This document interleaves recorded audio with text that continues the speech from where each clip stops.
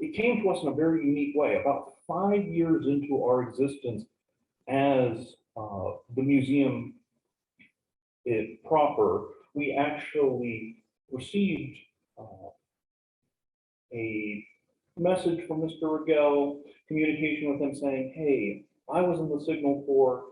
I've got 2 rolls of film that I have held on to since the end of World War II. I don't know what's on them. They've been in my desk for about 60 years. If there's anything on them, it's yours. You guys can have it. So he came in and he actually gave us the rolls of film. One of them, unfortunately, was completely blank or never had anything on it. Film does have an expiration date, fun fact, so it could have actually just expired, just degraded over time. The other one had hundreds and hundreds of photographs that we now know as the Ken Regele Collection. And we're very fortunate that it covers such a broad range of materials from the beginning of the Western Front with D-Day all the way to the Displaced Persons era. So we can thank this guy here, Ken Regele himself, who was actually a cameraman during the war, not a photographer.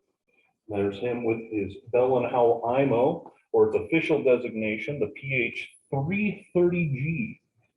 And we're very fortunate that he lived in the Naples area, worked with us directly, and was so generous to give us hundreds of photos, even if he wasn't sure that there would be any in the very beginning. So let's start actually moving through the exhibit space. So the introduction there, you just saw the initial panel. We actually have 2 large format panels here. The main one that you see is Ken Regele himself. You see there with a couple of his fellow photographers, or in this case, motion picture team. And then you also see that they've had a little fun with their Jeep. It's named after Ken Regele's wife, or future wife, Toots from Peoria. And they actually had quite a bit of freedom when it came to what they could do, where they could shoot. And you'll see that actually in these collections. It's amazing, honestly. And another heads up as we move into the photographic collections themselves, from what we can tell, most of the photos here were actually shot with what's called a speed graphic camera. This is like the classic, like newspaper reporter camera with a leather bellows that you move in and out. And that used a format called 120 film, or a medium-sized format film that was about 4 by 5 inches in its dimensions. And this camera, we think, might have actually used individual pieces of film that had to be taken out, slotted back in, slotted out. But during the conversion process from this larger format, that 4 by 5, to what we think of as modern 35mm photographic film, there might have been some loss along the way. So you might see a little bit of a border either on the tops or on the sides of the pieces that we're going to be showing today. So with that, let's get moving to the first section. Like I said, Ken Regele's collection actually covers quite a long time frame and quite a few major events, starting with D-Day itself. So the first images within this collection actually are of paratroopers arriving, or actually going to their transport so they can actually be dropped into France. We actually have troop transports arriving on the beaches of Normandy. Troops moving through the beaches, quite a mess there, unsurprisingly, after the first day of Operation Overlord there. But this is really the beginnings where you see the Allies starting their big push. You actually see at this time the Allies establish their beachhead, start pushing out bit by bit. Due to success there, they actually swing troops around in what's known as the Cotentin Peninsula. So that would be actually sort of in that northeast part that helps develop the English Channel. And eventually they actually start pushing eastward into Paris, or towards Paris, I should say. And they actually have a really successful battle known as the Battle of the Falaise Pocket. And because of that, they actually capture about 50,000 troops, which is already a crazy number in my opinion. That's absolutely amazing. And we actually see a little bit of everything within this collection itself. So you see the actual movement onto the beaches. You see them pushing into the cities themselves. You see the destruction in major battle sites, such as St. Lo. You see battle along the Seine River right here. But you see some of my favorites actually from the liberation of Paris itself. So these two photos, one being the actual Parisians themselves celebrating the liberation of their city, actually being fired upon by snipers, and then just below it, one of my very favorites, because it shows sort of the scale of the celebration, is the Arc de Triomphe and those celebrating around it. And I think that's one of my absolute favorites. It just shows sort of the interesting, like, sort of mix of photographs at this time that you see in the Ken Regele collection. So already from the beginning, you're seeing this interesting mix of battle scenes, of troop movements, and also celebration, which is a very common thing you see in these kinds of photographs from the Signal Corps. It's a really wide variety, because again, they were given a lot of freedom of movement and a lot of freedom of choice of what to shoot. With that in mind, you actually do get to see some interesting aspects of the war that you don't always see when it comes to like battle films and things like that. And we actually made a small section on that called Generals, Stars, and R&R. So we're going to do a little bit of a zigzag because we have two walls, so we decided to use them both. So as the name implies, there was a lot of photos of generals, some photos of stars, and even a few photos of the everyday troops doing R&R, or just at least getting some time away from the front line. And in fact, with some of these, such as taking pictures of generals on parade, doing official business and things like that, the Signal Corps actually got criticized because they were like, you're taking too many photos of the good stuff. Why aren't you on the front lines actually reporting more about what was going on? But because of this, we get to see a unique aspect of the war you don't always see when you think of World War II. So as we move down, we actually start with pictures of Eisenhower and his staff. A fun one here actually is Eisenhower actually with American officials, actually signing dollar bills in what was at the time, I believe, known as a short snorter. It was related to making like long distance aircraft trips and things like that. So that's always an interesting one and very candid kind of shot. Then we start getting into stars. So you see figures. One of my favorites is a very surprised Marlene Dietrich right there with a key general. But you also see actors such as Mickey Rooney there, and then a very casual conversation between Omar Bradley and Bing Crosby. But to sort of round out this section, we wanted to make sure we included everyday troops as well. So we made sure to include some from the relief that the troops were getting. This is one of my favorites. This is actually the American Red Cross Clubmobile, which supplied coffee and donuts and eventually sold coffee and donuts to the troops, which was pretty upsetting to your everyday GI. But we also have seen some scenes of just behind the scenes with like the mess halls and things like that. And you can see they're pretty Spartan, but it's something you don't always see when you think of the war. And folks like Ken Regele and his fellow Signal Corpsmen made sure that they actually documented this, which I think is absolutely great. Now, this is all occurring about the same time that we start seeing what we refer to as struggles along the German border. So if we swing back around, we actually see sort of the events after the initial liberation of Paris in August. you actually see the Allies having some actual problems pushing forward. It's a mixture of logistics. It's a mixture of regrouping by the Germans themselves, and a couple other factors. So you have events such as the Lorraine campaign, which was a 3-month campaign where the Third Army attempted to take the Lorraine region and liberate it. The Battle of Aachen, the first city to fall, the first German city to fall to the Allies, took 3 weeks to actually complete. And there was like failed operations like the Battle of the Hürtgen Forest, as well as what was known as Operation Market Garden, which was an attempt to circumvent it's like the German defenses along the border. So that's a good example there. These are actually C-47 transport planes that were used in the invasion of Holland, most likely bringing airborne troops in as part of Operation Market Garden. And this is so they could get past what are called Dragon's Teeth and various other fortifications along the German border itself. And this was known as the Siegfried Line.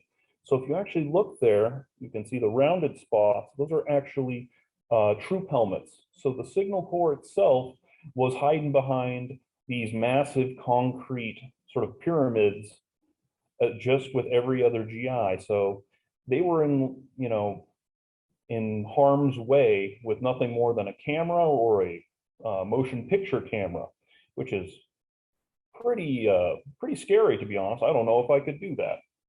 But in addition to that, you actually get to see sort of the scale of the Siegfried Line here. So those are all Dragon's Teeth, creating that V shape there, with only one passable space really along the main road. And this is all leading up to a major counteroffensive by the Germans that we now know as the Battle of the Bulge. So this was a big push by the Germans using pretty much the last of their reserve troops, desperate to bring the Western Front to a standstill and hopefully even to a truce maybe. And you see them push back into Belgium, into small parts of France, and we have a few images from that. So we can actually start, that starts in December, and you can see sort of the destruction here. This is a great example of it. This is US half-track with bodies near it. Pretty grim scenes, all in the cold of winter. One of my personal favorites actually comes from a small town called Samri. And this is actually a girl returning home in the middle of a firefight. And how they framed this, how they sort of caught the feeling of wintertime in Belgium during the Battle of the Bulge is absolutely wonderful. Like, incredible composition, in my opinion, for a person who's most likely trying to dodge bullets. So I'm really happy with how some of these came out and how we have an opportunity to talk about the war through these photos themselves. So while we were working on this, we actually ended up learning quite a bit about the Signal Corps. Unsurprising. I mean, I can't tell you about it if I don't know about it myself, but we also want to share some of that information with you. So as we turn the corner in the gallery space, we actually come upon a great panel we wanted to put together so people could have a better understanding of what the Signal Corps actually is. And to my surprise, and probably to yours as well, the Signal Corps at the time of World War II was only about a century old. So you're looking at just before the Civil War, a gentleman here by the name of Albert Meyer, doctor and then later General Albert Meyer, actually developed the first signal system used by the Union and eventually lobbied Congress to actually develop a communications core pretty much. And from there, they just developed further. They went from these signal flags that they used and telegraphs to radio transmissions, telephone transmission, all these things. And a great opportunity that is actually in World War I, they actually had what were called telephone girls. They took volunteers from actual telephone services in the United States and had them working in the communication systems in World War I, because they actually worked twice as fast as any trained doughboy during that war. And it's from here you actually see this continued development. They continue refining skills, and they eventually become sort of masters of communication during World War II, with a team of about 350,000 troops doing phones, telegraph, radar, actually, because they've been so skilled with radio work, they ended up actually teaming up and developing the first air defense detection system that the Allies, that the United States used. So that's actually the first unit they used, called the SCR-268. And so that's the kind of stuff the Signal Corps was doing, on top of taking all these photos, developing them oftentimes in field, getting them back to commanders so they can make educated decisions. So they were doing quite a lot. And even to this day, that's still their main role, is documenting, recording, and allowing the transmission of information so they can have an effective presence on the battlefield. Pretty crazy stuff, and pretty impressive for a group that's only been around for, what is it, about 170 years at this point, if I remember correctly. But yes, so first let's actually get back to World War II. So we just talked about the Battle of the Bulge. So let's actually talk about what happened afterwards. So as you may know, the Battle of the Bulge itself was a major defeat for the Germans. So was a subsequent attempt to relieve pressure on the combatants of the Battle of the Bulge, known as Operation Northwind. These were both pushed back by the Allies, and while doing so, Allied commanders such as Dwight Eisenhower ended up creating their own plans. So you actually start seeing them develop plans to go across the Rhine or circumvent the Rhine. And you see this really developing in late March, with the first Allied crossing of the Rhine by the 5th Infantry Division on March 22nd.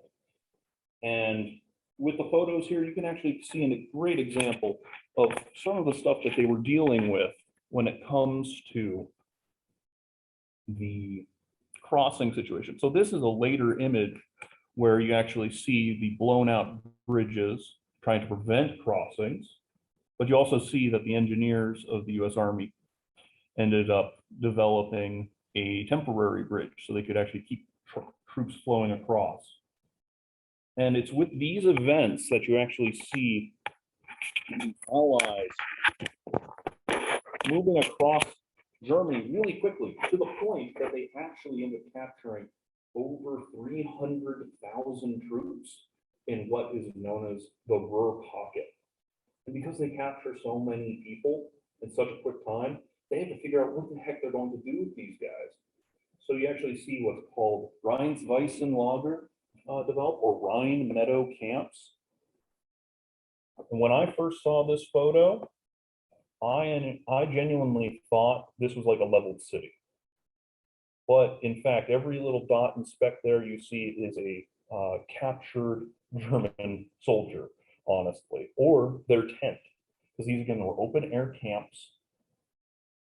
And it's sort of hard to fathom 300,000 people being held in these kinds of sites.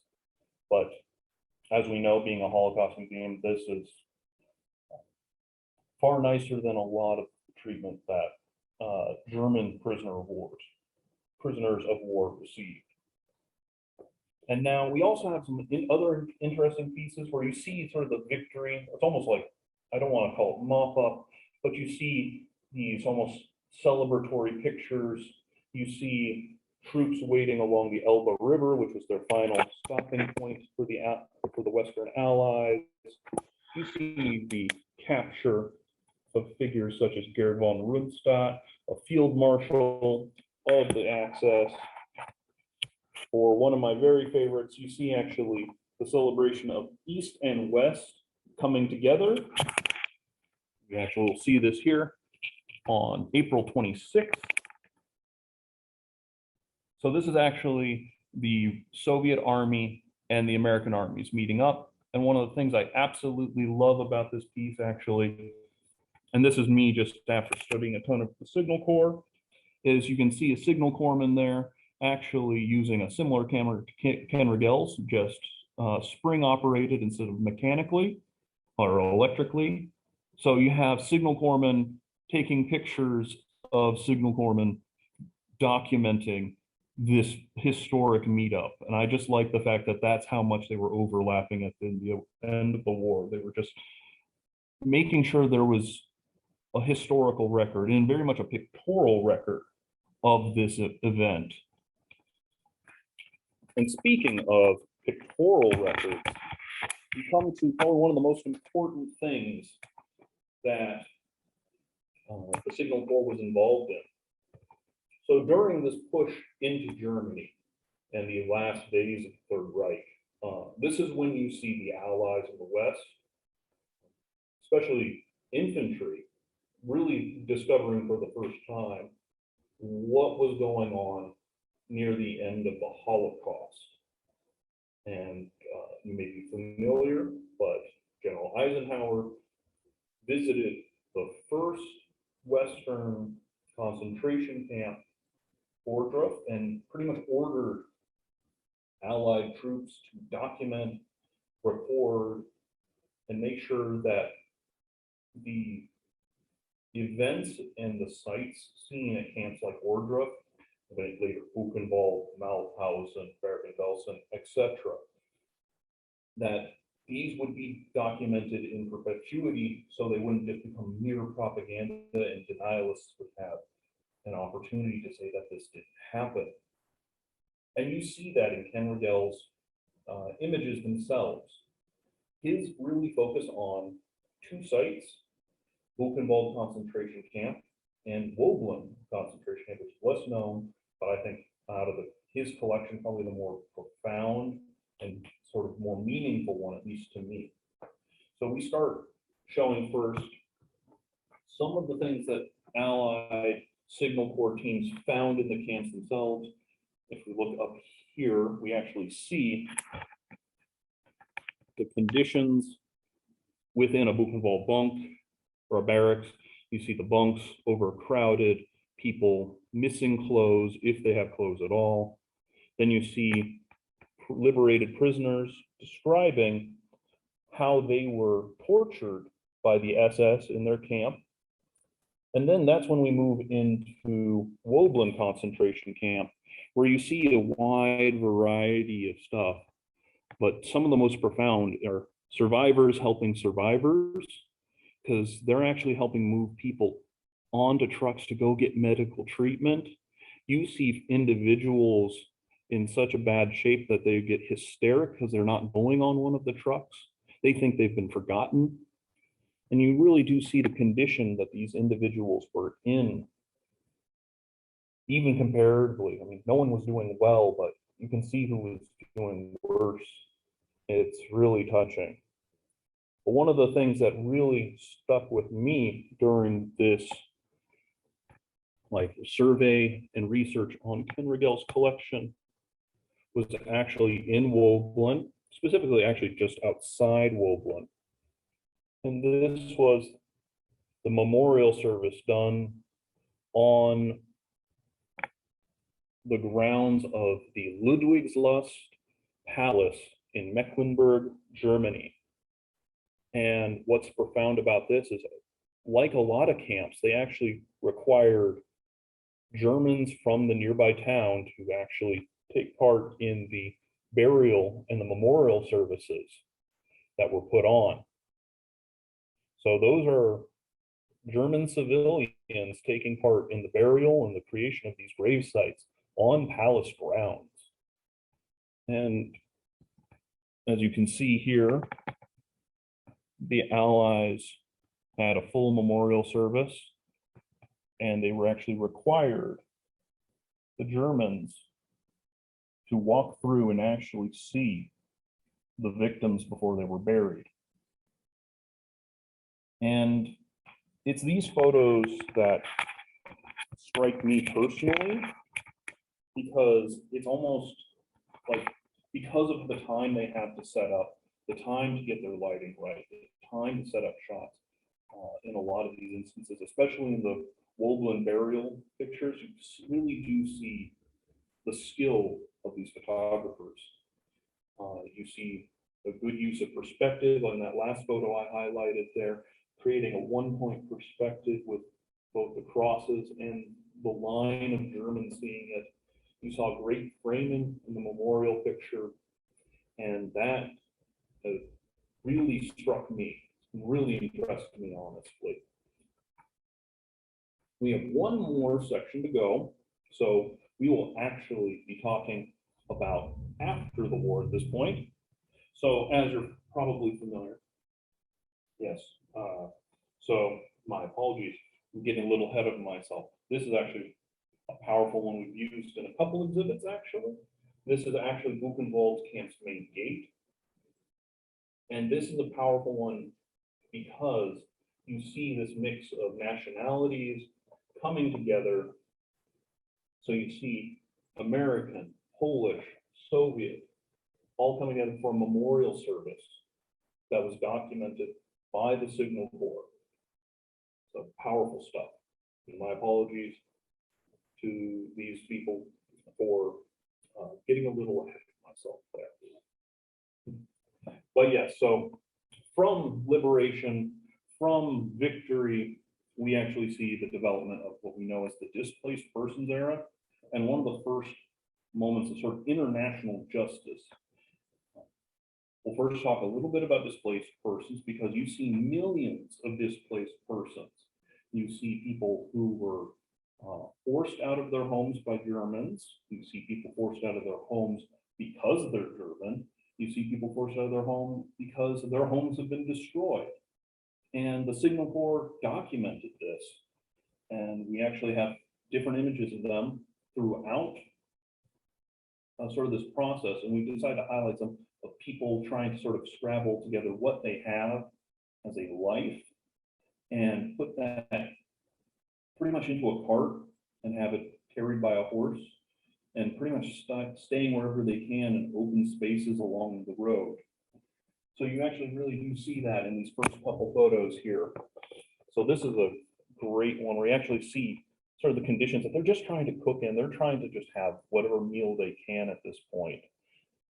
As they move either across Germany or away from like the enemy lines, things like that.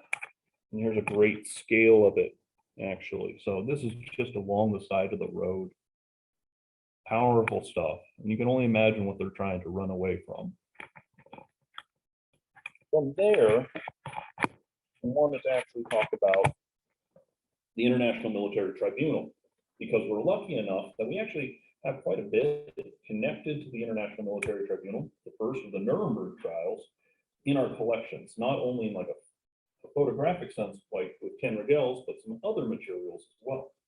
But being that this is all about Ken Regele and the Signal Corps, we decided to choose a few poignant headshots of people tried at that very first trial.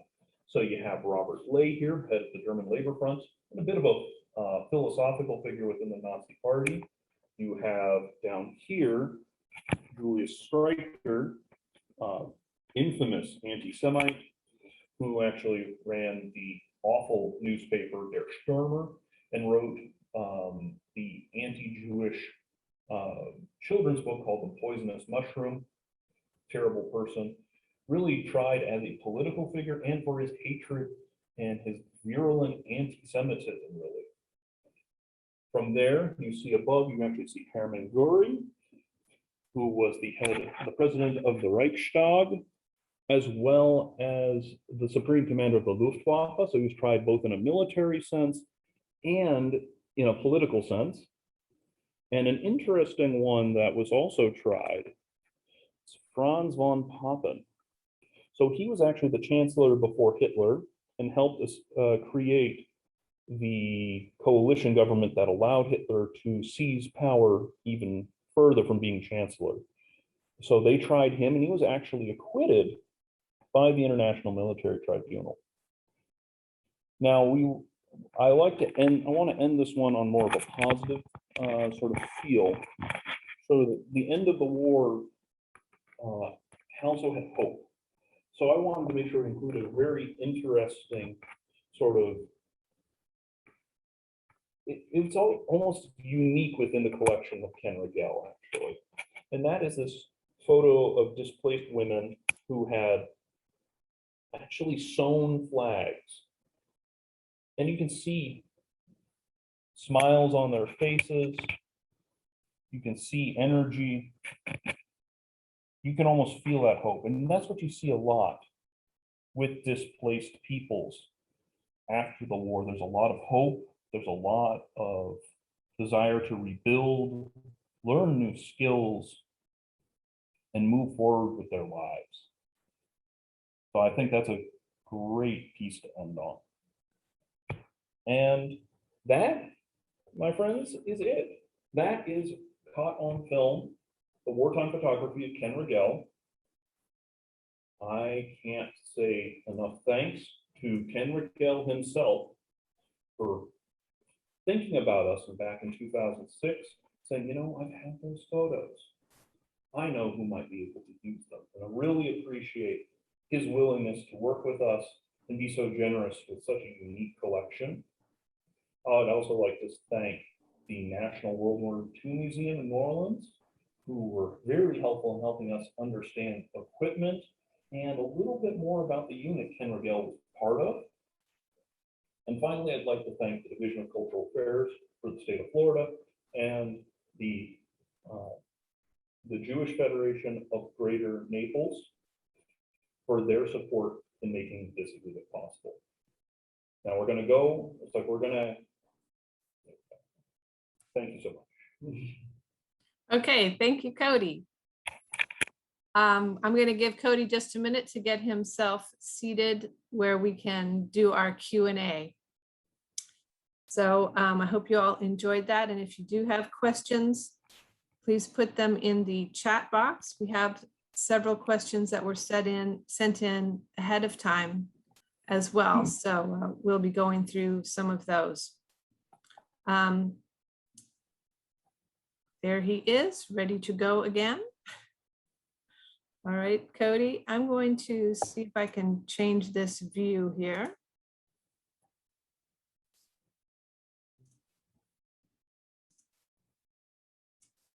Yes, please, if you guys have any questions, please let us know and I'll answer them to the best of my ability. So I'm going to start out with a couple that were sent in, Cody. First of all, just a basic fact, how many images are in the Regele collection? I have not done a full survey of that collection in a while, based on some research done on length of film and general understanding of what is actually capable of a 35 millimeter photographic film roll. We're looking probably about between 350 to 400 photographs. Wow. Yeah, it's quite impressive, honestly, that they were able to get that many. That's on about it's about 100 or so feet of film, actually. So that's a lot of photographs to go through and choose some for this special exhibit. How did you make those choices? Well, I actually started by surveying the entirety of the Ken Regele collection and seeing what patterns developed when it came to chronology, when it came to subject matter, what we've traditionally used, because if you remember from our old locations we visited, we did actually have a notable selection of them up on the wall, about, honestly, about 150, I would say we had on the walls at our previous location. So I looked at how we presented it originally, how we had it arranged. And one thing you probably noticed is a lot of these photographs also had captions with names, dates, locations. That actually greatly helped us understand a logical sort of order that we could present this material. So we decided on doing primarily a chronological order with a few key subjects included as well. Great. And Cody, you might want to get a little bit closer to the microphone. I think your sound is a little bit low. My Um, apologies. I'm going to share my screen. We've had a few questions about those crosses. And I have, I think, a close-up of that I'm going to share so everybody can get a good look at that.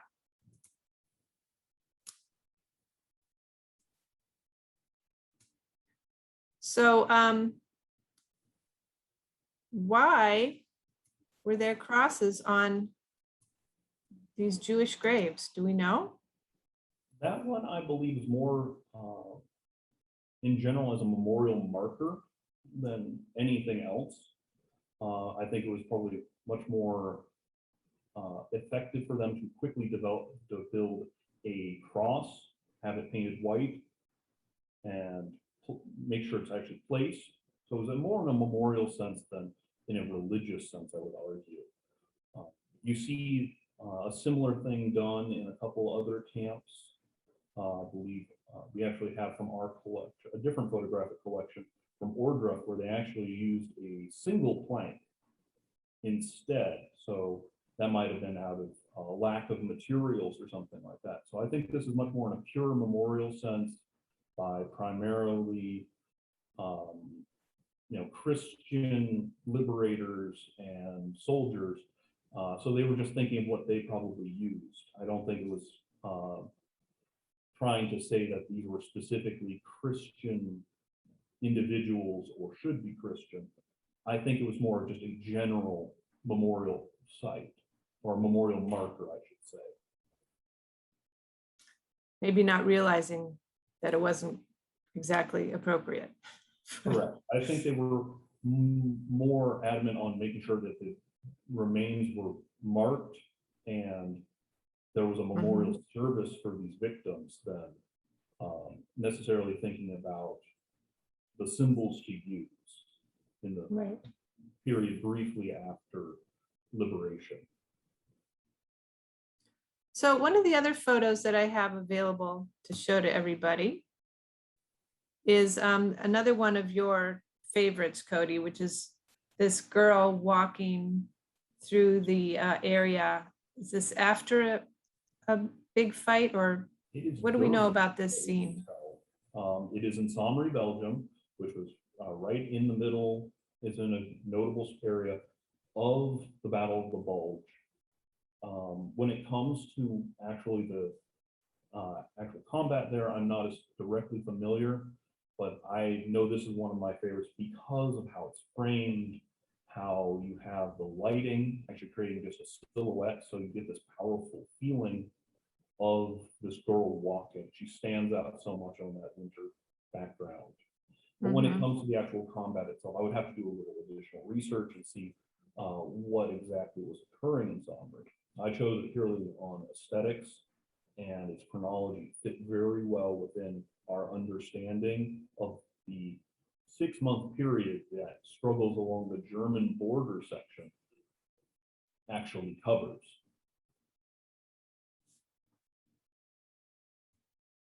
Another one in our little mini collection of Cody's favorites. The Arc de Triomphe. Yes, I love this one because again, you get this scale. You can see it because it's really the city coming together, and even the plane dipping its wings. Again, you get this feeling of just how large of a celebration this really is. And I just love that. And you can only imagine being, the Signal Corps photographer, somewhere. He might have been on a rooftop. He might have been on someone's balcony, looking over this crowd, which is probably just this roar of people cheering and celebrating. It really captures that well. Yeah, he was pretty high up. I wonder how he got up there. Every photo has its own mysteries. And this one, I just absolutely love because it's, again, such a celebratory moment for this, in that classic East meets West story when it comes to the end of the war. And it's being the very first one, it has that much more significance. And again, I just love the idea of the signal corpsman documenting another signal corpsman who was using pretty much the same equipment as Ken Regele, except he had to hand crank it now and then, which made it more mobile, but not as smooth of shots and things like that. I just love that it's a great way to sort of end the war. It's this positive moment where the Allies met again. Right. So there's this label at the bottom of this photograph, and many of the photographs have this label. Was that on the negative, or I'm not sure? How did this label come to be there?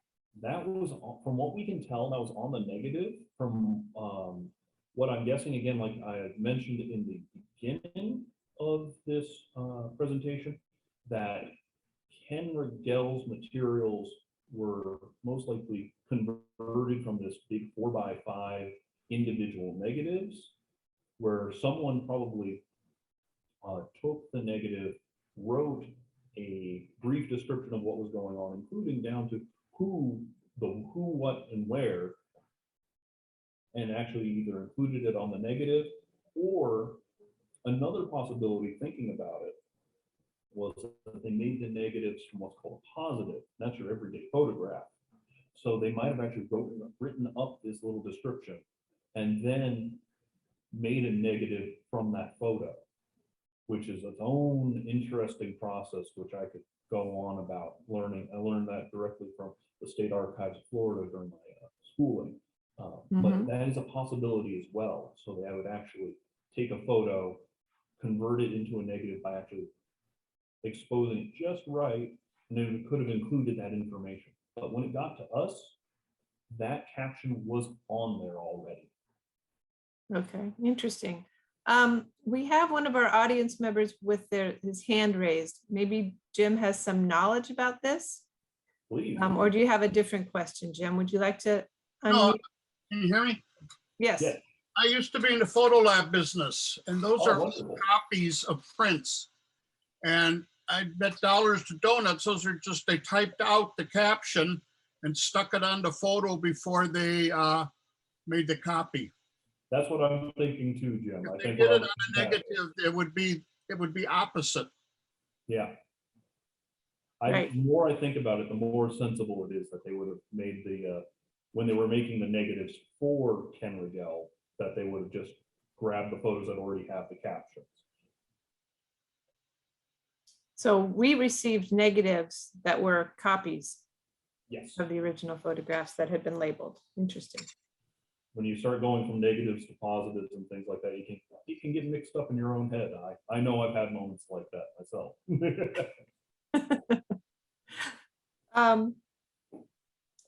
And so Ken Regele brought in these rolls of film. Was he involved? Did he see them after we had them printed, and did he have any involvement in that process? I'm not sure. Unfortunately, the person that would have had a little more understanding of that is no longer with us. That's our honorary curator, Lori Mayer. He did pass away a few years after the development, so I don't know if he was involved necessarily in the arrangement, but I certainly would have hoped that he would have had a chance to see them. I'm trying to remember the exact date he passed away. I would have to look that up. But it was, I think, early 2010s that he passed away. So at least another 5 years from after the donation, development, and then his passing. But to my knowledge, he was not deeply involved after the donation. Okay. So it's quite an interesting collection. So many different types of images, as you've explained. Do you feel that there's some particular photos or groups of photos that are really unique and people don't often get a chance to see? I definitely think there are. So you might have noticed that some of these photos had a small seal in the corners. That was the Signal Corps seal. So that was actually like, this is officially by the U.S. Army Signal Corps. And you see those a lot more commonly than you would see others. And even those sometimes are sort of rare. So like the large one behind me, this side, you don't see that image too often. So I think there's some really unique ones specifically connected to liberation that I have not seen elsewhere, but I've seen images similar to, but just don't have the same feel or the same atmosphere, the same sort of framing to them that some of ours do. So I think our liberation photos in particular are especially unique and especially valuable in a research sense, because it helps sort of tell that story, one that we are really dedicated to, obviously. Excellent. I think that's all the questions we have.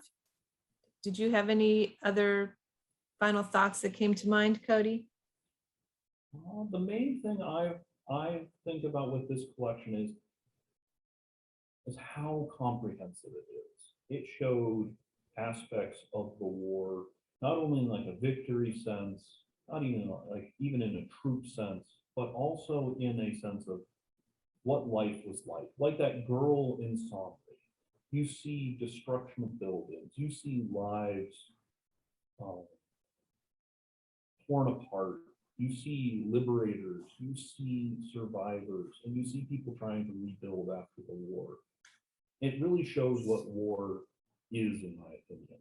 And we're incredibly fortunate that we can learn from Ken Regele's collection. We can learn what occurred because he provided this, and it gives us a deeper understanding of the visual nature of it. So I think ultimately what we can learn from that is just a little more about what war is, what World War II was, and what it means to document events such as the Holocaust or other genocides, and how important the visual record of that is. Mm-hmm.